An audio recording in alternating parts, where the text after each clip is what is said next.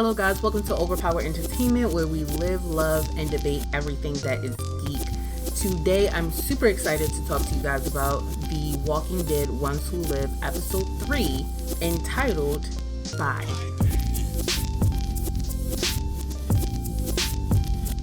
For the breakdown of this episode, I am not going to essentially do a recap and just talk to you guys about the various events that took place throughout the episode. Instead, I'm going to focus in on the things that stood out to me, and I would love to continue this discussion down in the comments. So the first thing that I wanted to talk about was the CRM. And throughout this episode, we learned from Thorne was given a lot of information this episode, but we learned that the CRM is looking to expand west.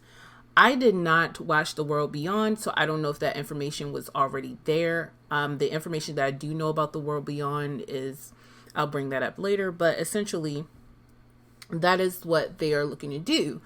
And thinking about that, they plan on expanding west. They're definitely going to try to expand all over the United States.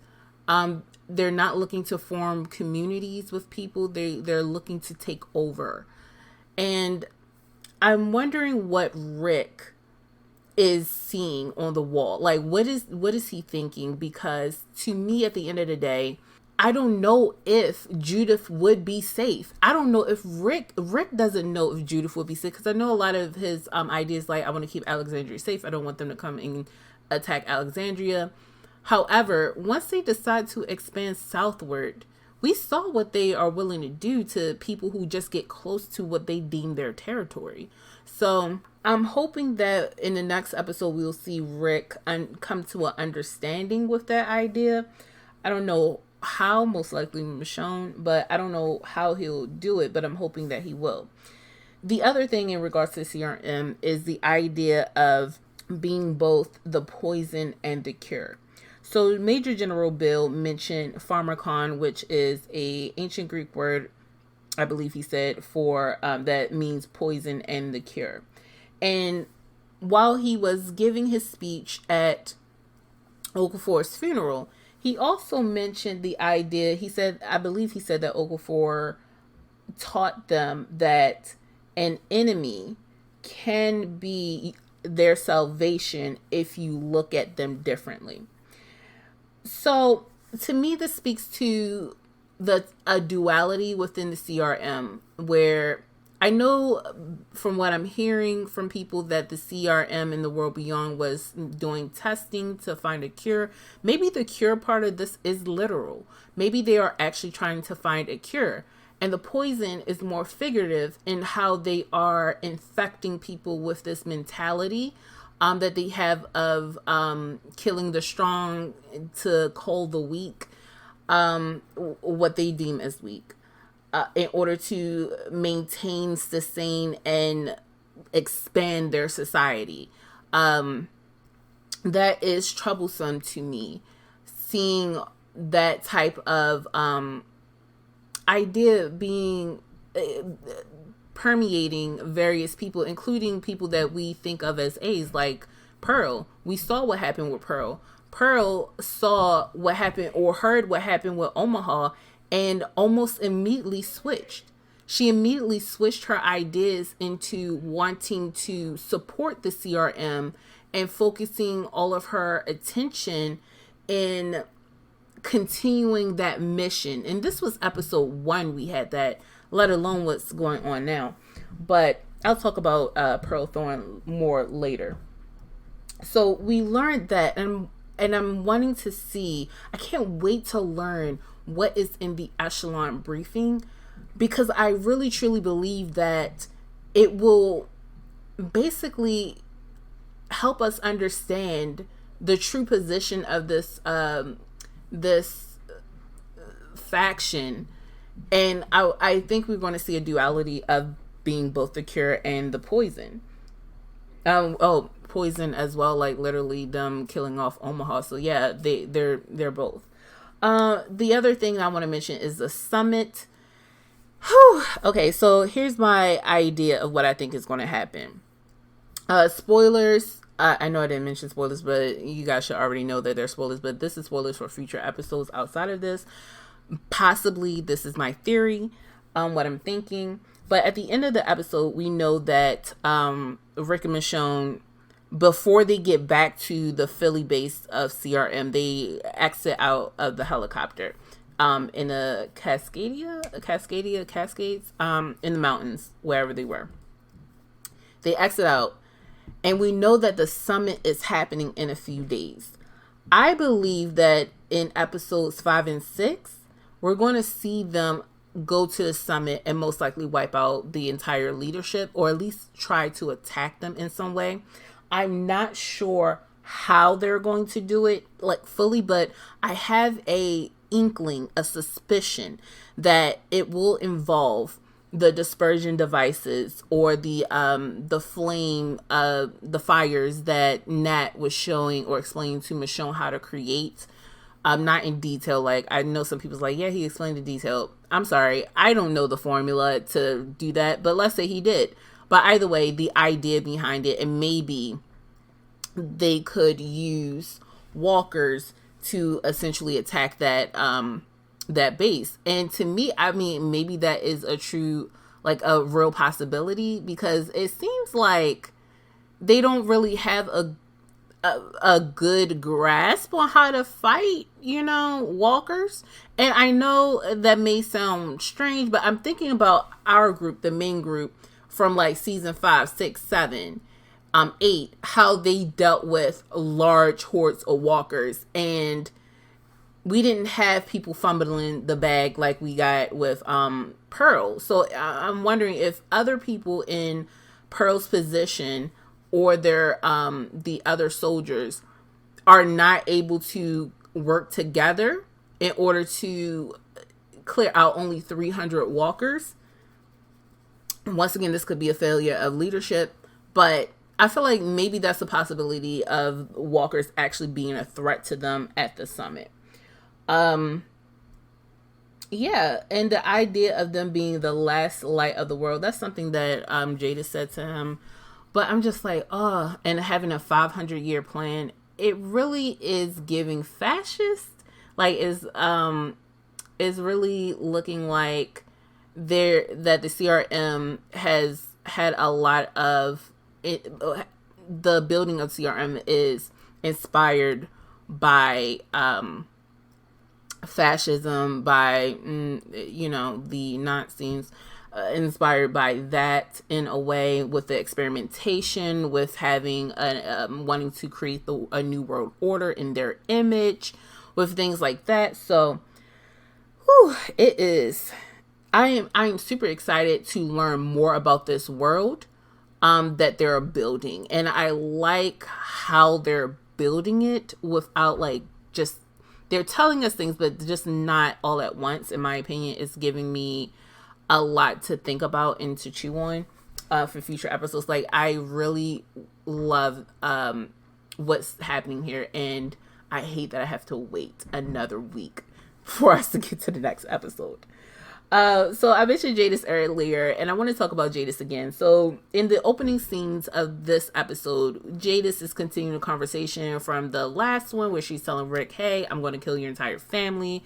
Rick is like, why are you trying to do that now? You never threatened me before. And she's like, because I know that with you two together, you can do anything. And I didn't believe you could escape before, but now I know there's a possibility, a real threat to you escaping. And to me, I'm just like, okay, Jadis is smart. We understand that she's intelligent. However, she's also prideful, in my opinion, because why would you, there's some type of hubris, something going on there, where she felt the need to reveal that information to Rick. So you thought that he was a threat with Michonne. Why would you then say that? And I understand she has a kill file where if anything happens to her, that the higher ups will understand Rick's entire backstory with Alexandria, and most likely will kill them in a matter of hours. However, you just said that these two people together could do anything, and if you truly believe that, that means that they can most likely foil your plan and kill you. that is my concern. That is my concern with that. That she's not thinking about that at all.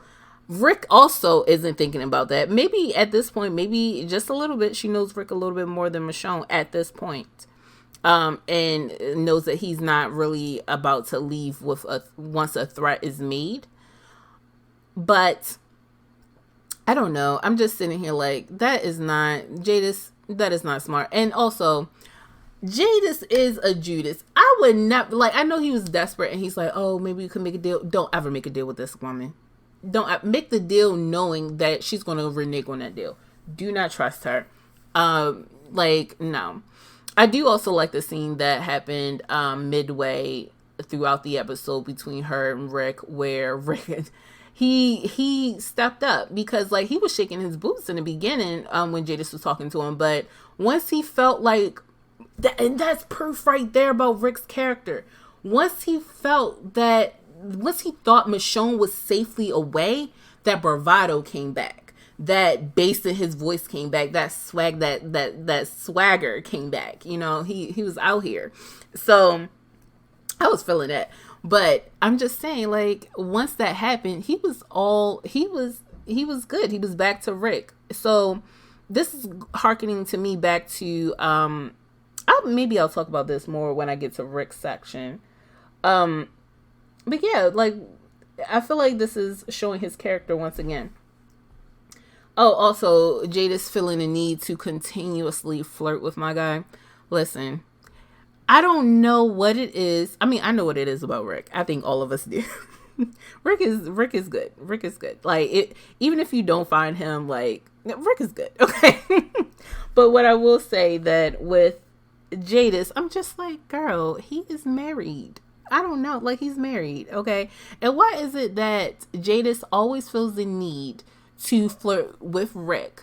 Like, explicitly flirt with Rick when Michonne is around. I'm waiting to, why didn't you do this in the privacy of his own, in his own room when he came out of the orientation? Why aren't you flirting with him in these instances? Why is it always when Michelle's a few steps away? So you like playing with fire, Jadis. That's the only thing I am taking away from that. Okay. And I'm saying this now, Jadis has to go. And I want Michonne to be the one to take her out. I do not want it to be Rick. If Rick has to take someone out that is a part of the CRM, I want him to take out Thorne. And because I think that it will be a more poetic and powerful statement to do that. But for Jadis, Michonne has been owing her an ass whooping since season 7. Okay, that's the only thing I'm going to say with that. Now, going to Thorne's character, I've heard, like, Thorne and Jadis, I'm hearing a lot of people like, I don't know which side they're on. I think that was solidified in this episode, who they are as characters. If you didn't pick it up in episode 1, in episode 2, hopefully you picked it up in episode 3, because Thorne, to me, is not an A. Thorne is a B. She's a strong B, but she's a B. And we have proof that she's a B throughout this episode, not only through the exemplary work of both Rick and Michonne on what it is to be a leader in the various ways they were able to do it. Thorne herself revealed to me, at least, that she is not an A, in my opinion. She's like she's a B plus. She has not crossed into that 90s on up category. She's a B plus. That is what I see in her. And I see Jadis in a very similar fashion. Jadis is definitely a B. I don't think anyone will argue with that. I mean, yes, she has the ability to create a community and things like that. But I feel like maybe this is the best way to put it. I believe that Jadis is a switch hitter, you know, like she can be an A or a B, but she's comfortable being a B. She doesn't have to be an A. It's not like she can turn it on, but her natural inclination is to cuddle up next to the biggest, baddest thing that will protect her. Like, she's very self-preservationist, an opportunist. That is what I see as her. Whereas with Thorne, that she's definitely a B to me. So one thing that Thorne did was, when talking with Rick about Michonne, after a particular discussion, which I'll talk more about when I'm discussing their relationship, Rick and Michonne's relationship. She's talking with Rick after speaking with Michonne, and it's like, she is strong, and I am not Okafor. And to me, that's an admittance that, yo, she can't handle Michonne. Like, she understands that she is in over her head, and like that takes a level of self-awareness and intelligence in and of itself. But that also indicates to me that you are not an A, because you're not trying to adapt. Like, A for me is adaptation. That, like, being a leader means that you should be able to adapt. It doesn't mean that you're perfect. It doesn't mean that, like, it should be that you can recognize a threat. It should be all these other things. But you are also, for Thorne, I don't think she knows how to recognize skills around her, power around her, and utilize that to complete a goal. So that is one point against her for me for being an A. Also, she doubled down that she is different from Okafor when she talked to Rick about the Echelon briefing, while she didn't go into detail about it, which I don't understand why. You are spilling the beans on so much stuff. Why wouldn't you just tell Rick about what's in the Echelon briefing? Why wouldn't, I understand why Okafor did, because they were early on, but y'all acting like you're close, and you're telling him all this other stuff, and you're calling him family. Why aren't you telling him what's actually in the briefing? Instead, you're just like, you'll find out. You'll know. I hope we do. I hope he will find out so we all can know. But she doubles down that she is not Okafor because she saw the Echelon, or she was briefed on the whole Echelon thing. And instead of coming to the conclusion that, hey, the CRM needs to change, not that it needs to be destroyed, but leadership needs to change, she doubled down and said that I don't agree with that. I agree with how Okafor worked with people from the ground up, but I don't agree with what his conclusions about that.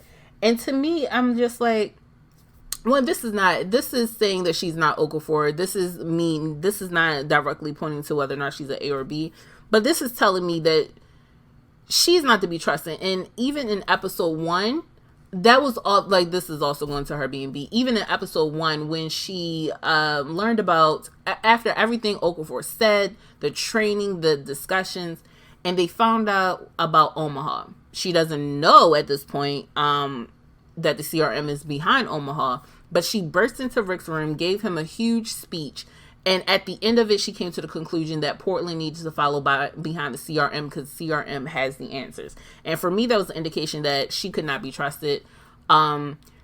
She told us in so many words in episode 1 that she couldn't be trusted, where she's like, yeah, I will shoot you. I never miss. She's the one who kept Rick behind. And while she said that she saved his life, she feels like her role is to capture and keep Rick in as a character. We got Jadis keeping him, like restraining him. We have her doing the same thing, keeping Rick and restraining him.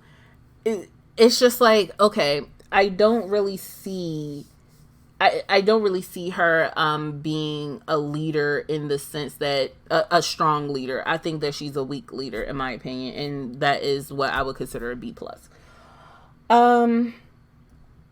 Yeah, so as far as Rick goes, with Rick, this episode, I really appreciate seeing him. Like, episode 2, what we saw of Rick, he was afraid. And this is going back to what I was saying earlier, that once Michonne came there, Rick got scared because he knew there was something for him to lose. It was a real reality. It has taken me back to the days of Negan for Rick after what happened. And Rick was talking to Michonne like, I cannot lose anybody else. So I'm going to, roll over and show my tummy. Okay? That is what happened once Michonne showed up. Like, yes, we saw Rick breaking down, coming to the conclusion that he can't really escape. But he didn't, to me, seem fearful. Back then, he was in despair. That was depression. Now he is legitimately scared because Michonne is there and he can't lose her. You know, he can't lose her. He can't lose his family. Once that was on the line, he became terrified. And as a person who was terrified, you can see the choices that he's making. Like he goes to self-sacrifice instead of trying to build. And we see that within this episode where he is trying to help Michonne escape, tricking her into escaping, but staying behind because someone has to be here in order to make sure you get away. We see that, and which is interesting because it plays into the dynamic of Michonne and Rick in high stakes situations. Rick usually is the one who is not willing to act in the beginning. Okay, let me explain. In the beginning, he is usually the one who is too afraid to take positions when his family is on the line. When he doesn't feel like that, like if he's backed into a corner, he'll attack. But if you're in that in between where he's not fully backed into a corner, there are a couple of avenues, but he's like, maybe this is the safest way. He will take that option to protect his family and sacrifice himself for that. And in those instances throughout the flagship show, we see Michonne be the one or one of the people that can pull him out of that self-sacrificing mentality and actually fight back. And we see that throughout this episode where Michonne is like reminding him of who they are, the little looks that they have with each other, them working together when she took the bomb out to destroy the walkers.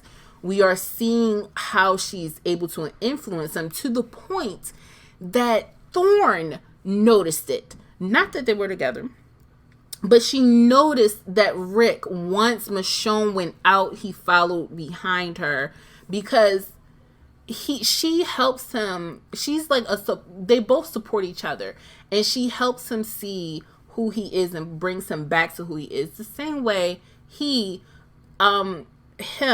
Carl, everybody brought Michonne back to herself when she was lost, you know?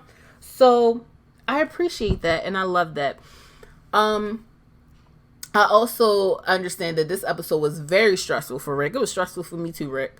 With him trying to keep Michonne safe. And Michonne is not the one to hide her ability and who she is. She is not that person. I mean, some people, it's very hard to deviate from your core personality. Unfortunately, I'm one of them. So I get it, Michonne. I mean, you're like here. It's like, it's really hard. I think I'm able to hide certain things, and people are like, no, it's all in your face. Like, no, you can't do that. So yeah, with that, we saw Rick is stressed out throughout this episode. I really love that when this was. I know this makes no sense that this was. I wonder if tell me, guys, anybody who is a actual lover of this relationship, tell me, was the scene where Thorne was about to, threatening, positioning herself to stab Michonne, had Michonne gave her the answer that she wasn't looking for, and Rick is standing behind her with the gun. I'm like, that's so romantic. Oh my God, it's terrible, but it's romantic because I'm just like, yo, this person, like, Thorne, you do not know what is happening, and then for Thorne to say, like, yeah, I heard you pull out your gun, and you're obviously scared of her too, and he's like, yeah, I only pulled out my gun because you was pulling out your knife, and I wanted to back you up. This, to me, this is going to what I was saying, where the difference between an A and a B, because twice in this episode, Thorne played around with the idea of killing Michonne.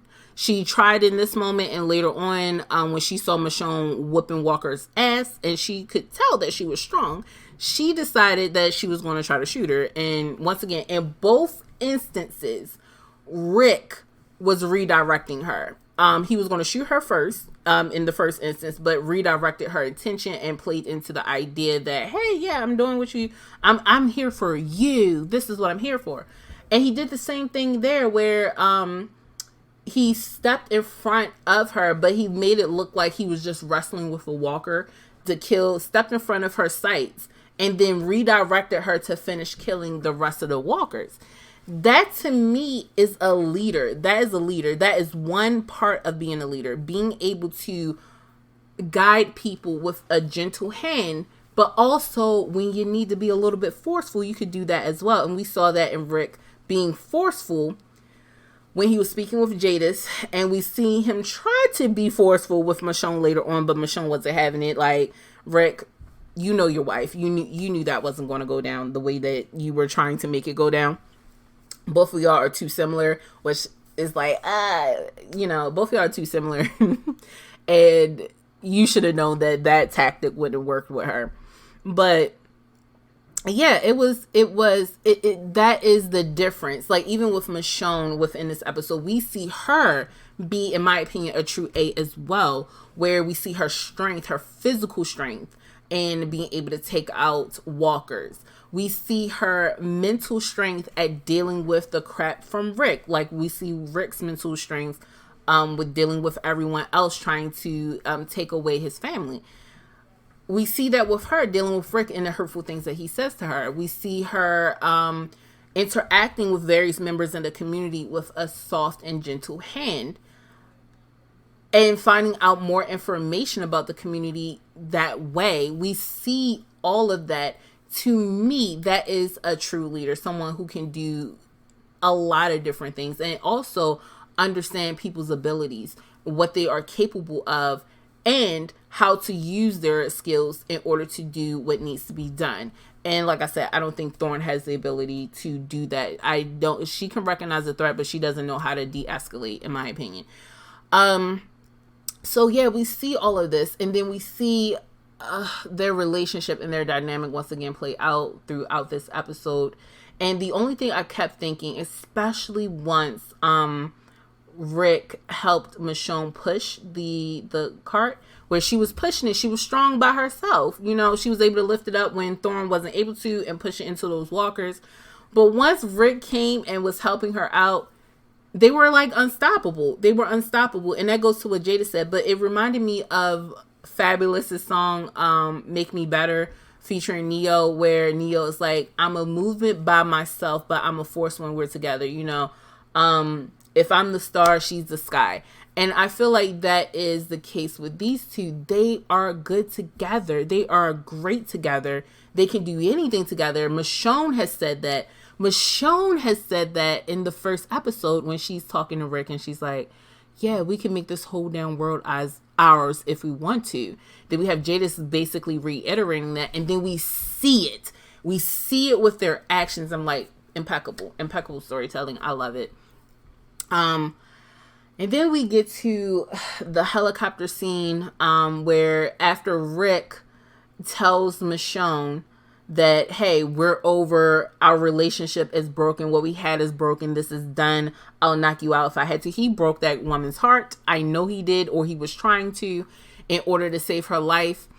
And we have that, and we see right after that, Michonne's on a plane, helicopter with Rick, and they're heading back to Philly, and Michonne is like thinking, and there's a bunch of turbulence, which is, I'm believing this is a metaphor for their relationship. They're in the helicopter, and while they're in the helicopter, there's a bunch of turbulence, and then Michonne is like, she snaps and opens up the helicopter door and drags Rick with her out. The helicopter just jumped. They jumped out of the helicopter, Rick against his will. And this made me think about this. And this is where I feel like there is some poetry in this. When the last time we saw Rick in The Walking Dead, he is being flown in a helicopter out to the CRM. Then in episode 2, Michonne gets into the helicopters come and takes her to the CRM. But in order to get them out of the situation with the CRM, Michonne had to pull them both out of the helicopter in a wild, shocking fashion. And I loved it completely. Whew. this episode to me was one, I actually had a visceral reaction. I screamed when it ended because I'm like, this could not be it. And it was a shorter episode. I'm so upset about it. I was like, no way it's this short. But it was a shorter episode than what we had previously. I'm like, oh, we finally get Rick and Michonne together and you give us a shorter episode. But this episode was so good. And I think it set up a lot as far as the CRM, world building, what's going to happen, what could potentially happen. I do believe that Rick and Michonne, because of where they were able to jump off at in the helicopter, that they are going to try to attack the summit once Michonne understands what is at risk. I also believe that we already know, based off of the original trailers of the series, that there's going to be an altercation with Jadis. I'm hoping Michonne is the one who's going to put her down. I think Thorne most likely is going to be the one to attack them during episode 4. I think Thorne is going to find out who Michonne is in episode 4. I think Rick is going to find out about RJ in episode 4. I think episode 4 is going to be a bunch of revelations, and I am so excited for episode 4. So anxious that I have to wait an entire week to get to episode 4, but I'm super excited for episode 4, mainly because Danai Gurira is the person who wrote that episode. And as someone who loves writing, who loves reading, who eventually is hoping to get out there with my book, I'm really curious about what she's going to do with this episode, because I have not had the pleasure of, seeing her work before from behind the scenes capacity. And I'm looking forward to seeing what she could do with this. I know that she said that she was very particular about what the acting choices and things that was happening with this. So I'm super excited to see what she was able to create with this baby that she created in episode 4. I know it's supposed to have a lot of meaning. I know a lot of people have been hyping it up as far as like the quality, this being the best. But for me, the part that what a lot of people said that stuck out to me is when the creator said, Danai understood what this episode meant going into it, and right, it was meaningful and it had impact. It was important in the context of the story, and that is what I'm looking forward to actually seeing. So guys, definitely let me know down in the comments what you think about episode 3, but also what are your opinions about what I just talked about? Do you guys feel like Jadis is going to die this season? Is this like really the end for her? Do you also think that Thorne could die this season? We already saw 2 new characters die in the previous episodes. Is Thorne going to be a third? What do you think is going to happen? Like, there's so much. Oh, and one thing. There was something that Major General Bill said, and if any of you guys understand the connections or parallels with this, please let me know, where he was talking about Mercer and Mercer's sacrifice and how it directly is connected to Okafor. I'm not a history buff. I have no idea. So if you guys know, please let me know down in the comments. I would greatly appreciate that. And I hope you guys have a good day. Oh, and be kind, rewind, a couple of times, watch it if you want again, and hit that like button. Hit that like button, share, subscribe, help me out. All right. I hope you guys have a great day. Bye.